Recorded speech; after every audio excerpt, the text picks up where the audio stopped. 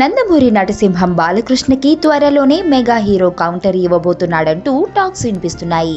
దీనికి సంబంధించిన వివరాల్లోకి వెళితే ఫిలిం ఇండస్ట్రీలో వినిపిస్తున్న సమాచారం ప్రకారం స్టైలిష్ స్టార్ అల్లు అర్జున్, బోయపాటి శ్రీను దర్శకత్వంలో రాబోతున్న చిత్రం సరైనోడు.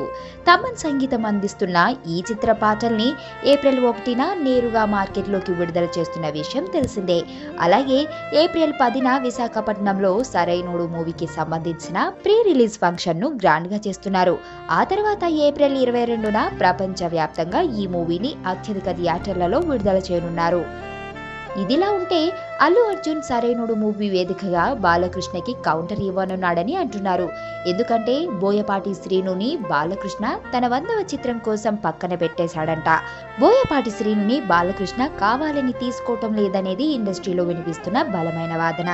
అందుకు మెగా హీరో అల్లు అర్జున్ బోయపాటిపై పాజిటివ్ కామెంట్స్ చేయటమే కాకుండా తను ఏదైనా మూవీని టేకప్ చేస్తే ఆ మూవీ ఖచ్చితంగా విజయం సాధిస్తుందని, ఇటువంటి సమయంలో బోయపాటిని వదులుకోవటం వారు చేసుకునే ప్రయత్న లోపమని చెబుతున్నాడంట.